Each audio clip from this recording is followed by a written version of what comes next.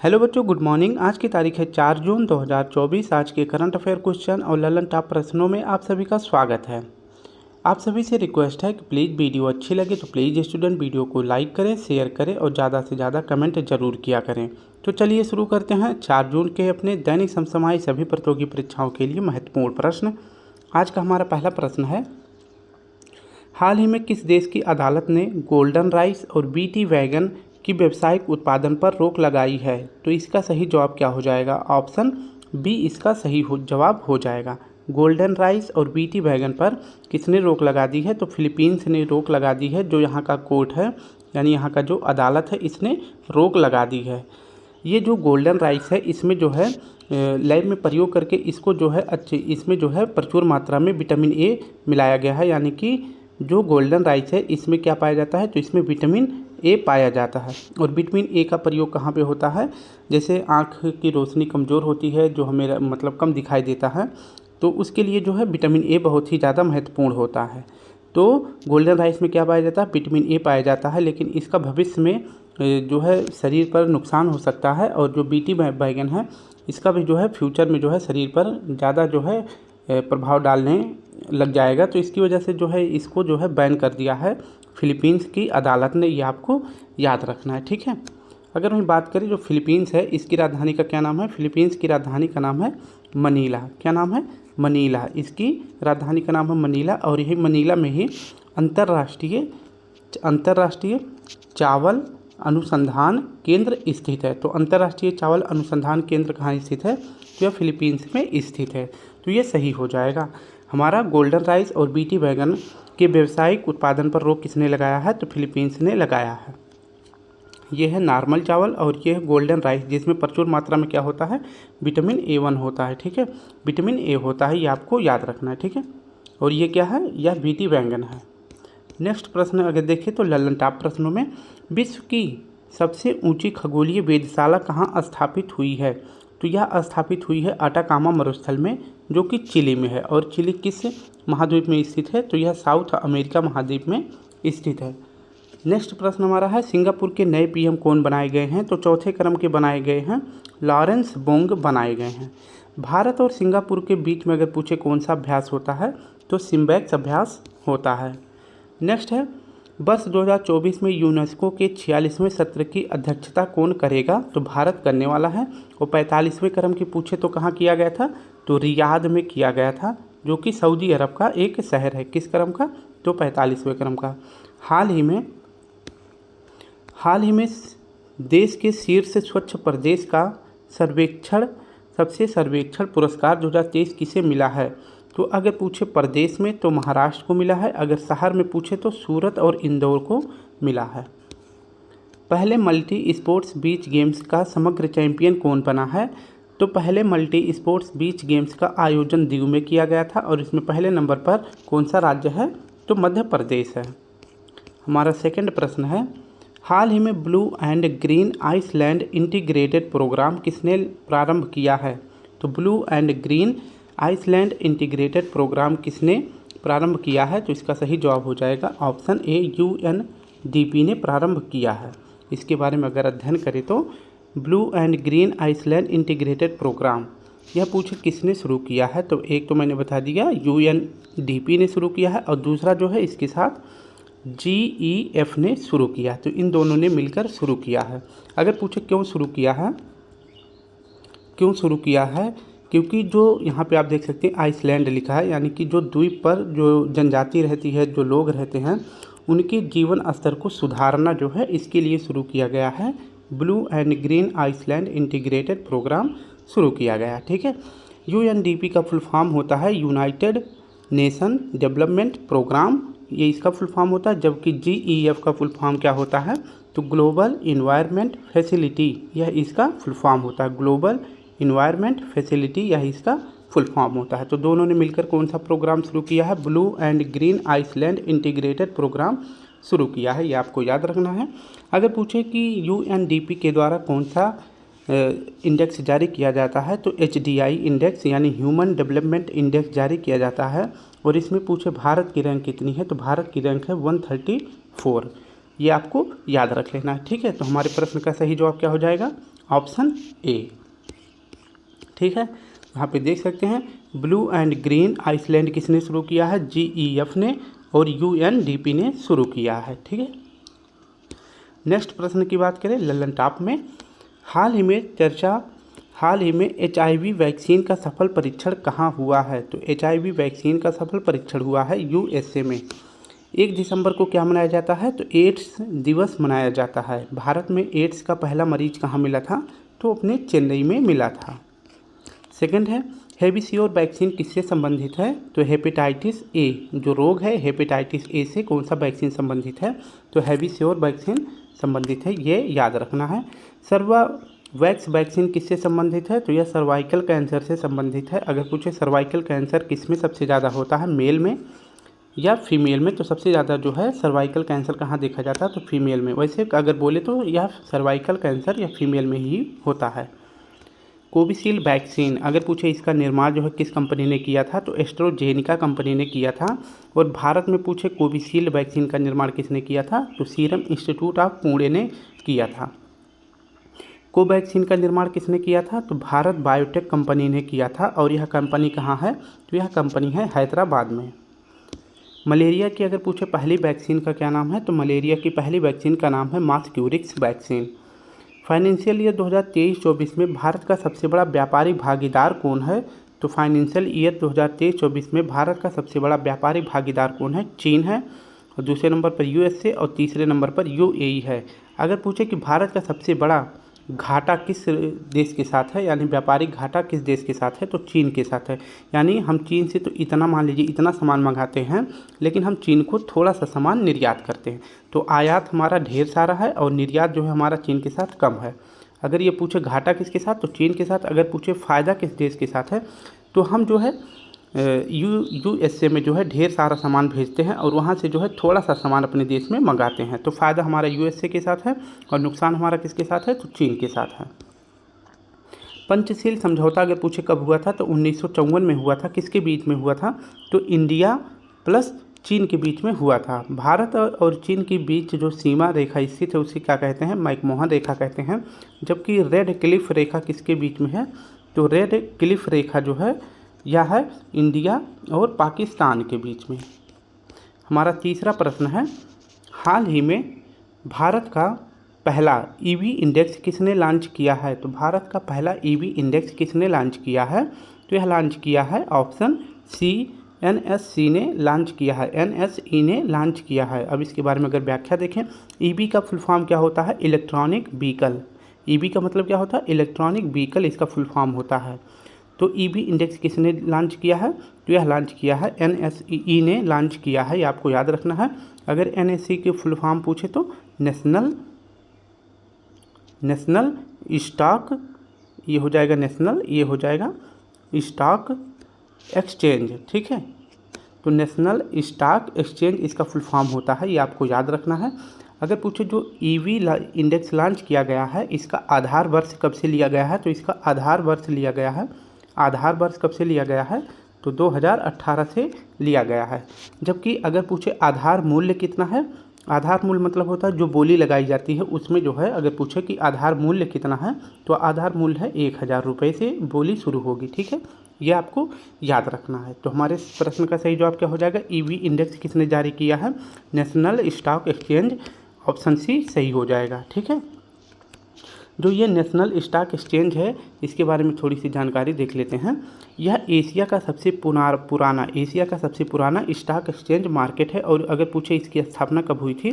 तो इसकी स्थापना हुई थी 1875 में। लल्लन टॉप प्रश्न देखें तो एलन मस्क ने अपनी स्टारलिंक उपग्रह इंटरनेट सेवा कहाँ प्रारंभ करी है? तो इसकी शुरुआत की गई है इंडोनेशिया में। नेविगेशन सिस्टम प्रणाली, जैसे हर एक देश में जो है अपना अपना नेविगेशन सिस्टम प्रणाली है, जो देश विकसित हो गए हैं या फिर जो बहुत तेज़ी के साथ आगे बढ़ रहे हैं, तो उन्होंने अपना खुद का नेविगेशन सिस्टम लॉन्च किया है। तो इंडिया का नेविगेशन सिस्टम का क्या नाम है? नाविक है। USA का नेविगेशन सिस्टम क्या है? GPS है। रूस का ग्लोनास है। और चीनी का क्या है? बाइडू है। ठीक है, ओपेक में किसका मुख्यालय है? तो ओपेक में वियना का मुख्यालय है। इंडियन फॉरेस्ट सर्वे रिपोर्ट, यह पूछे कब जारी किया गया था पहली बार? तो यह 1987 में पहली बार जारी किया गया था। और कहाँ से जारी किया गया था? तो देहरादून से जारी किया गया था। और यह रिपोर्ट जो है हर दूसरे साल जारी की जाती है। रेड डाटा बुक कौन जारी करता है? तो IUCN जारी करता है, ये आपको याद रखना है। नेक्स्ट पूछे कि 2023 से 2024 में जो 33वें पेरिस ओलंपिक में भारतीय ध्वजवाहक कौन है? तो इसका सही जवाब हो जाएगा शरद कमल है। चौथा प्रश्न हमारा है, हाल ही में विश्व दुग्ध दिवस 2024 कब मनाया गया है? तो विश्व दुग्ध दिवस 2024 कब मनाया गया है? तो यह मनाया गया है ऑप्शन सी 1 जून को मनाया गया है। तो विश्व वाला कब मनाया जाता है? तो 1 जून को मनाया जाता है। अगर पूछे राष्ट्रीय दुग्ध दिवस कब मनाया जाता है? तो राष्ट्रीय दुग्ध दिवस मनाया जाता है 26 नवंबर को। कब मनाया जाता है? तो 26 नवंबर को मनाया जाता है। 26 नवंबर को क्यों मनाया जाता है? क्योंकि इस दिन जो है वर्गीज कुरियन जी का हैप्पी बर्थडे होता है। ठीक है, वर्गीज कुरियन जी का हैप्पी बर्थडे होता है। और इन्होंने ही भारत में श्वेत क्रांति की शुरुआत करी थी। श्वेत क्रांति की अगर पूछे शुरुआत किसने करी थी? तो वर्गीज कुरियन जी ने करी थी। इसलिए इन्हें जो है श्वेत क्रांति का जनक भी बोलते हैं, जिसे ऑपरेशन फ्लड कहते हैं या फिर श्वेत क्रांति कहते हैं।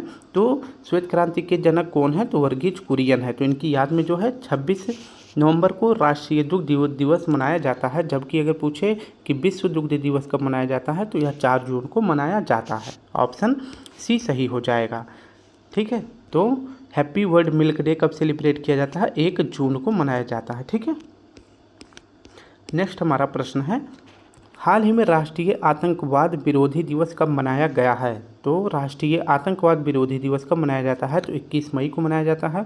1 मई को श्रमिक दिवस मनाया जाता है। 8 मई को 2 दिवस याद रखना है। 8 मई को एक तो रेड क्रॉस डे सेलिब्रेट किया जाता है और दूसरा थैलीसीमिया दिवस भी मनाया जाता है। 15 मई को परिवार दिवस मनाया जाता है। 18 मई को क्या मनाया जाता है? तो संग्रहालय दिवस मनाया जाता है। 22 मई को जैव विविधता दिवस मनाया जाता है। 25 मई को फुटबॉल दिवस मनाया जाता है, जो कि पहली बार शुरू किया गया है। और 31 मई को तंबाकू निषेध दिवस मनाया जाता है। ठीक है, अब नेक्स्ट प्रश्न देखें तो प्रश्न हमारा 5वां, हाल ही में RBI द्वारा किस देश से 100 टन सोना लाया गया है? तो RBI ने किस देश से 100 टन सोना वापस लाया है अपने देश में? तो इसका सही जवाब हो जाएगा ब्रिटेन से सोना लाया गया है। ठीक है, तो RBI ने कितना सोना लाया है? 100 टन, यानी 1 लाख किलो सोना जो है वापस लाया गया है। किसके द्वारा? RBI के द्वारा लाया गया है, ये आपको याद रखना है। और ये सोना जो लाया गया है ये कहाँ पर रखा जाएगा? तो यह मुंबई के मिंट रोड पर रखा जाएगा। ठीक है, मुंबई के किस रोड पर? मिंट रोड पर रखा जाएगा। जो वहाँ पर ऑफिस है RBI का, वहाँ रखा जाएगा। और दूसरा अगर पूछे कहाँ रखा जाएगा, तो यह नागपुर ऑफिस में रखा जाएगा। ठीक है, तो नागपुर मध्य प्रदेश हो जाएगा और मिंट रोड ऑफिस कहाँ हो जाएगा? मुंबई में। तो ये इन 2 जगहों पे जो है जो 100 टन सोना लाया जा रहा है, इन 2 जगहों पर रखा जाएगा, ये आपको याद रख लेना है। अगर पूछे कि भारत के पास जो है विदेशी मुद्रा भंडार कब कम हुआ था? तो 1991 में जो है भारत के पास जो है विदेशी मुद्रा भंडार खत्म हो गया था। तो इसके लिए भारत सरकार ने जो उस समय पे विदेश मंत्री थे, जो उस समय पे जो है वित्त मंत्री थे मनमोहन सिंह जी ने, उन्होंने सोने को कहाँ पे गिन भी रखा था? तो IMF में रखा था। IMF में जो है सोने को गिन भी रखा था, ये आपको याद रखना है। और जो कितना सोना रखा गया था? तो जो सोना IMF में 1991 में वर्ल्ड IMF यानी इंटरनेशनल मॉनेटरी फंड में गिन भी रखा गया था, उस सोने को वापस कब लाया गया था? तो लाया गया था 2009 में उस सोने को वापस लाया गया था। और कितना सोना लाया गया था? तो 200 टन वापस लाया गया था। कितना? 200 टन वापस लाया गया था। जो कब गिनवी रखा गया था? तो 1991 में रखा गया था, जिस समय भारत के पास विदेशी मुद्रा का भंडार बिल्कुल भी खत्म हो गया था। तो ये आपको याद रखना है। और ये जो 100 टन सोना वापस लाया गया था, ये कब गिनवी रखा गया था? तो ये गिनवी नहीं रखा गया था। तो 1947 के पहले जब अंग्रेज हमारे भारत में मतलब आज वो कर रहे थे, शासन कर रहे थे, तो उन्होंने हमारे यहाँ से जो सोना लेकर गए थे, उनमें से जो है अभी 100 टन सोना वापस लाया गया है। ये आपको याद रखना है। कहाँ रखा जाएगा? मिंट रोड ऑफिस मुंबई में, और दूसरा नागपुर में रखा जाएगा। तो इसका सही जवाब हो जाएगा ऑप्शन डी। RBI जो है कहाँ से सोना लाया है? ब्रिटेन से सोना लाएगा। और कितना? 100 टन सोना वापस आया है। ठीक है, लल्लन टॉप प्रश्न देखिए तो वियतनाम का राष्ट्रपति कौन है? तो वियतनाम के नए राष्ट्रपति बनाए गए हैं टू लैम। नेक्स्ट है ईरान के राष्ट्रपति जिनका हाल ही में निधन हुआ है, उनका नाम है इब्राहिम रईसी, आपको याद रखना है। मिखाइल मिशुस्तिन कहाँ के पीएम है, तो ये रूस के पीएम है। अगर पूछे कि यहाँ के जो प्रेसिडेंट है कौन है, तो व्लादिमीर पुतिन है। नेक्स्ट हमारा है विश्व हरित हाइड्रोजन शिखर सम्मेलन 2024 कहाँ आयोजित हुआ है, तो यह रॉटरडम नीदरलैंड में आयोजित हुआ है, ये आपको याद रख लेना है। नेक्स्ट प्रश्न हम अपना देखते हैं, छठा प्रश्न है हाल ही में राष्ट्रीय सांख्यिकी संगठन के अंतिम आंकड़ों के अनुसार वित्त वर्ष 2024 में भारतीय अर्थव्यवस्था की वृद्धि दर्ज की गई है। तो भारत की अर्थव्यवस्था की वृद्धि दर्ज फाइनेंशियल ईयर 2024 में कितनी दर्ज की गई है राष्ट्रीय सांख्यिकी संगठन के अनुसार। ठीक है, तो इस रिपोर्ट के अनुसार पे भारत की अर्थव्यवस्था 2024 में कितनी रिकॉर्ड की गई है, तो ऑप्शन सी सही हो जाएगा, ये आपको याद रखना है। फाइनेंशियल ईयर 2024 में, ठीक है, एक रिपोर्ट जारी करा जाता है किसके द्वारा, तो राष्ट्रीय सांख्यिकी संगठन के द्वारा जो है यह रिपोर्ट जारी किया जाता है। और इसमें भारत की इकोनॉमी कितनी बताई गई है, तो भारत की इकोनॉमी बताई गई है 8.2% बताई गई है, आपको याद रखना है। अगर पूछे कि फाइनेंशियल ईयर 2023 में यह कितना था, तो 7% था। ठीक है, कितना था, तो 2023 में 7% था और 2024 में कितना हो गया है, तो 8.2% हो गया है। तुम्हारा सही जवाब क्या हो जाएगा, ऑप्शन सी सही हो जाएगा, ये याद रखना है। ठीक है, नेक्स्ट प्रश्न देखिए, तो लल्लटाप प्रश्न में देखें वर्ष 2029 में AFC महिला एशियाई कप की मेज़बानी करने वाला पहला मध्य एशियाई देश कौन बना है, तो जो सेंट्रल एशिया के देश हैं वो पहली बार जो है 2029 में AFC महिला एशियाई कप का आयोजन करने वाला है, उस देश का नाम है उज्बेकिस्तान। जबकि पूछे AFC महिला एशियाई कप 2026 का आयोजन कहाँ पे होगा, तो इसका आयोजन ऑस्ट्रेलिया में होगा। नेक्स्ट प्रश्न है T20 वर्ल्ड कप 2024 जो मेल वर्ग है इसका आयोजन कहाँ पे किया जाएगा, तो वेस्ट इंडीज और USA के बीच में किया जाएगा। और इसके ब्रांड एम्बेसडर पूछे कौन बनाए गए हैं, तो युवराज सिंह बनाए गए हैं, और इसके बाद बनाए गए हैं उसेन बोल्ट बनाए गए हैं, और तीसरे क्रिस गेल बनाए गए हैं। तो ये ब्रांड एम्बेसडर बनाए गए हैं, 3 लोग याद रखेंगे। अगर पूछे T20 वर्ल्ड कप 2024 जो फीमेल वर्ग का है इसका आयोजन कहाँ किया जाएगा, तो इसका आयोजन किया जाएगा बांग्लादेश में। 50वें ग्रैंड मास्टर कौन बने हैं, तो श्याम निखिल जी बने हैं, और ये किस राज्य के हैं, तो ये तमिलनाडु के हैं। ग्रैंड मास्टर शब्द अगर पूछे किस खेल से संबंधित है, तो यह चेस से संबंधित है। किससे संबंधित है, तो चेस से संबंधित है।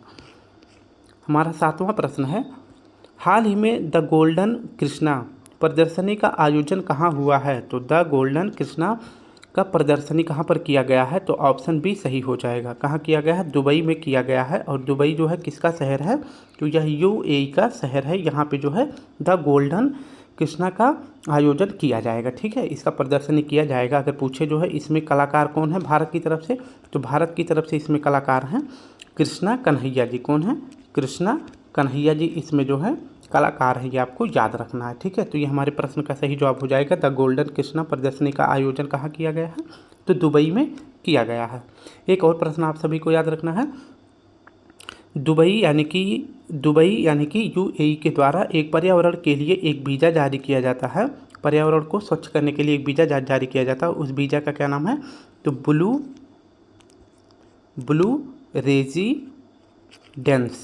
Blue residence. अगर पूछे वीज़ा कौन जारी करता है पर्यावरण के लिए, तो वह जारी करता है UAE। ठीक है, कौन जारी करता है, UAE जारी करता है, ये आपको याद रख लेना है। नेक्स्ट अगर प्रश्न की बात करें, तो हमारे प्रश्न का सही जवाब क्या हो जाएगा, द गोल्डन कृष्णा प्रदर्शनी का आयोजन कहाँ किया जाएगा, दुबई में किया जाएगा। ये है द गोल्डन कृष्णा की प्रदर्शनी यहाँ पे दिखाई गई है, ये आपको याद रख लेना है। अगर लंदन टॉप प्रश्न में बात करें, तो हाल ही में MIRV तकनीकी का प्रयोग करके DRDO ने किस मिसाइल का सफल परीक्षण किया है, तो इसका सही जवाब हो जाए अग्नि 5 मिसाइल का प्रयोग किया है। MIRV तकनीकी का प्रयोग का मतलब क्या होता है कि इस मिसाइल से जो है एक साथ कई टारगेट को जो है कई निशानों पे जो है भेद देना। ठीक है, तो एक साथ कई लक्ष्य को इसमें भेद देना, इसका यही उद्देश्य होता है। किसके द्वारा किया गया है परीक्षण, तो DRDO के द्वारा। हाल ही में संयुक्त राष्ट्र मानव विकास सूचकांक 2022 में भारत को कौन सा स्थान मिला है, तो भारत को स्थान मिला है 134। यही है HDI रिपोर्ट में भारत की रैंक कितनी है, तो 134 है। नेक्स्ट है पिक्सल प्ले और पिक्सल गो भारत का पहला प्रीमियम वर्चुअल क्रेडिट कार्ड किसने लॉन्च किया है? तो HDFC और वीज़ा ने लॉन्च किया है मिलकर। कौन सा? तो पिक्सल प्ले और पिक्सल गो किसने लॉन्च किया है? तो HDFC और वीज़ा ने लॉन्च किया है, जो कि भारत का पहला प्रीमियम वर्चुअल क्रेडिट कार्ड है। लक्षद्वीप में ब्रांच खोलने वाला पहला निजी क्षेत्र का बैंक कौन सा है? तो HDFC है। नेक्स्ट प्रश्न हमारा है, प्रश्न है 8वां। हाल ही में वर्ष 2024 में पेरिस ओलंपिक के लिए क्वालिफाई करने वाले पहले भारतीय पुरुष मुक्केबाज कौन हैं? तो 2024 में 33वें क्रम का ओलंपिक कहाँ होगा? तो पेरिस में होगा। और इसमें जो है क्वालिफाई करने वाले पहले भारतीय पुरुष मुक्केबाज कौन बन गए हैं? तो इसका सही जवाब हो जाएगा ऑप्शन डी, निशांत देव बन गए हैं। ये आपको याद रखना है, ठीक है। पेरिस ओलंपिक जो 33वें क्रम का होना है, कहाँ पर होगा? तो 33वें क्रम का कहाँ पे होगा? पेरिस में होगा, फ्रांस में होगा, ये आपको याद रखना है। इसमें जो है भारत की तरफ से अगर पूछे मसाल वाहक कौन है, तो भारत की तरफ से मसाल वाहक कौन है? तो मसाल वाहक हैं अभिनव बिंद्रा जी। कौन है? अभिनव बिंद्रा जी हैं, ये आपको याद रखना है। अगर पूछे जो है कि 33वें ओलंपिक को जो है लीड कौन कर रहे हैं भारत की तरफ से, तो लीड कौन कर रहे हैं? तो शरद कमल कर रहे हैं। कौन कर रहे हैं? तो शरद कमल कर रहे हैं, ये आपको याद रखना है।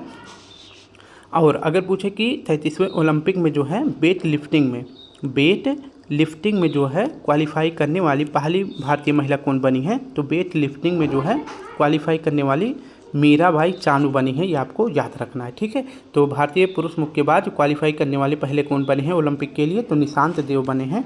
हमारे प्रश्न का सही जवाब हो जाएगा, ये है निशांत देव, ठीक है।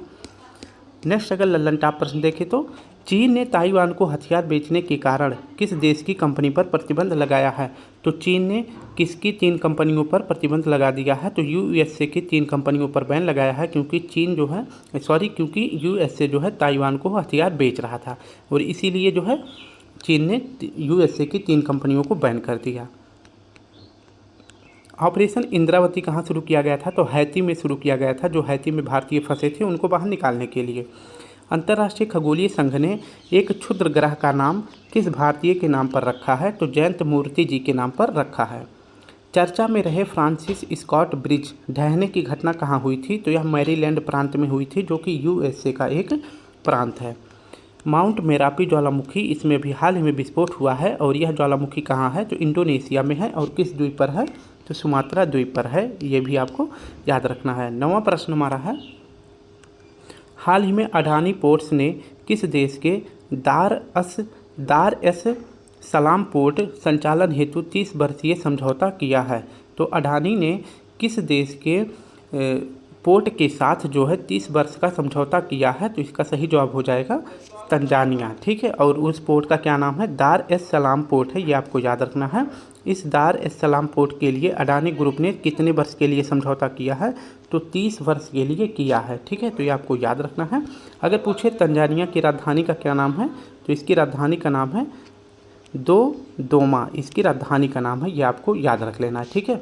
दोदोमा है। और यहीं पर जो है अगर तंजानिया में पूछे क्या है, तो तंजानिया में 2 द्वीप है। एक तो पेम्बा द्वीप है, एक है पेम्बा द्वीप और दूसरा है जंजीबार द्वीप, ठीक है। एक तो पेम्बा द्वीप और दूसरा जंजीबार द्वीप है। और ये पूछे किसके लिए प्रसिद्ध है? तो ये लौंग के लिए प्रसिद्ध है। विश्व में अगर पूछे कि लौंग द्वीप के नाम से कौन सा आइलैंड जाना जाता है, तो जंजीबार द्वीप जाना जाता है, ये आपको याद रख लेना है। और इस पर अधिकार पूछे किसका है? तो तंजानिया का अधिकार है। तो दार एस सलाम पोर्ट पर अधिकार किसने किया है 30 वर्ष के लिए? तो अडानी पोर्ट्स ने किया है, ये आपको याद रख लेना है। तो हमारे प्रश्न का सही जवाब क्या हो जाएगा? ऑप्शन बी हो जाएगा, ठीक है। ये है दार एस सलाम पोर्ट है, ठीक है। अगर पूछे कि अभी जो है गौतम अडानी जो है एशिया के सबसे अमीर व्यक्ति बन गए हैं, तो एशिया के सबसे अमीर व्यक्ति कौन बने हैं? तो ये बन गए हैं अडानी, ठीक है। नेक्स्ट प्रश्न है हमारा, जो ये जंजीबार द्वीप है, ठीक है, कौन सा? जो तंजानिया का जंजीबार द्वीप है, यहाँ पे जो है अगर पूछे किस IIT मद्रास ने अपना पहला ऑफशोर कैंपस खोला है? तो किस IIT ने अपना पहला ऑफशोर कैंपस खोला है, ये आपको याद रखना है। तो इसका सही जवाब हो जाएगा IIT मद्रास ने खोला है।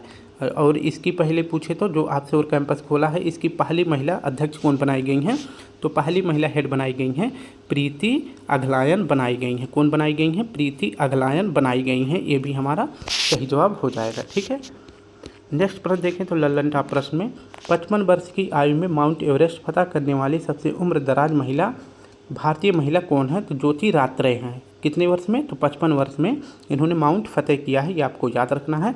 अगर पूछे भारत की सबसे कम उम्र की माउंट फतेह करने वाली लड़की कौन है? तो 13 साल की हैं, जिनका नाम है काम्या। ठीक है, इनका क्या नाम है? तो इनका नाम है काम्या। और ये किस राज्य की हैं? तो ये झारखंड की हैं। ठीक है, कहाँ की हैं? तो ये झारखंड की हैं, ये आपको याद रख लेना। 13 वर्ष की उम्र में काम्या ने चढ़ा है और 55 वर्ष की उम्र में ज्योति रात्रे चढ़ी हैं। और ये किस राज्य की हैं? तो ये मध्य प्रदेश की हैं और ये छत्तीसगढ़ की हैं। पहली बार माउंट फतेह किसने किया था? तो एडमंड हिलेरी ने किया था और उनके साथ साथ तेंजिंग नॉर्गे ने किया था। और कब किए थे? तो 29 मई 1953 को किए थे। इसलिए 29 मई को जो है माउंट फतेह दिवस मनाया जाता है। स्वदेशी मोबाइल अस्पताल भीष्म का सफल परीक्षण भारतीय वायुसेना ने कहाँ किया है? तो भारतीय वायुसेना ने किसका सफल परीक्षण किया है? भीष्म का। भीष्म क्या है? मोबाइल हॉस्पिटल है और इसका सफल परीक्षण कहाँ से किया गया है? तो आगरा से किया गया है। आज का हमारा आखिरी प्रश्न देखते हैं। हाल ही में केंद्र सरकार ने तंबाकू नियंत्रण के लिए किसे ब्रांड एम्बेसडर नियुक्त किया है? तो तंबाकू नियंत्रण के लिए ब्रांड एम्बेसडर किसे बनाया गया है केंद्र सरकार के द्वारा? तो इसका सही जवाब हो जाएगा ऑप्शन ए, पीवी सिंधु जी को बनाया गया है। तो तंबाकू रोकथाम के लिए किसे ब्रांड एम्बेसडर बनाया गया है? तो बनाया गया है पीवी सिंधु जी को। ये आपको याद रखना है। अगर पीवी सिंधु जी से थोड़ी सी जानकारी ले तो इन्होंने 2016 में जो रियो ओलंपिक हुआ था उसमें इन्होंने क्या जीता था? तो सिल्वर मेडल जीता था। जबकि जो 2020 में टोक्यो ओलंपिक हुआ था, जो टोक्यो ओलंपिक हुआ था इसमें इन्होंने क्या जीता था? तो ब्रॉन्ज मेडल जीता था। तो रियो में इन्होंने सिल्वर जीता था, जबकि टोक्यो में इन्होंने ब्रॉन्ज मेडल जीता था। और ऐसा करने वाली ये भारत की एकमात्र महिला है जिन्होंने ओलंपिक में 2 मेडल जीता है। ठीक है, तो ओलंपिक में 2 मेडल जीतने वाली पहली भारतीय महिला खिलाड़ी कौन है? तो पीवी सिंधु जी हैं। 2016 में ये उस टाइम पे यंग थी, ऐसे याद कर सकते हैं, यंग थी तो क्या जीती हैं? सिल्वर जीती हैं। थोड़ा सा उम्र ज़्यादा हो गया तो क्या जीत ली हैं? तो ब्रॉन्ज मेडल। ठीक है, तो हमें सिर्फ याद रखना है, कोई भी इसको उस वे में ना ले। ठीक है, तो हमारे प्रश्न का सही जवाब हो जाएगा ऑप्शन ए। अगर वहीं बात करें कि वर्ल्ड नो टोबैको डे कब सेलिब्रेट किया जाता है, यानी कि तंबाकू निषेध दिवस कब मनाया जाता है? तो यह 31 मई को मनाया जाता है। यह आपको याद रख लेना है। ठीक है, तो ब्रांड एम्बेसडर कौन बनी है? पीवी सिंधु जी बनी है। लल्लन टॉप प्रश्न में देखें तो भारतीय उद्योग परिसंघ के अध्यक्ष पद पर किसे चुना गया है? तो संजीव पुरी जी को चुना गया है भारतीय उद्योग परिसंघ का अध्यक्ष। सुप्रीम कोर्ट के बार एसोसिएशन का अध्यक्ष किसे बनाया गया है? तो यह कपिल सिब्बल जी को बनाया गया है। लता दीनानाथ मंगेशकर पुरस्कार 2024 किसे दिया गया है? तो यह दिया गया है अमिताभ बच्चन को और इनके साथ साथ विवेक ओबराय को। किसे? विवेक ओबराय को भी दिया गया है। तो स्टूडेंट, अगर वीडियो अच्छी लगे तो प्लीज़ वीडियो को लाइक करें, शेयर करें और कमेंट जरूर करें। तो कल फिर मिलते हैं, तब तक के लिए आप सभी को प्यारा सा जय हिंद, जय भारत।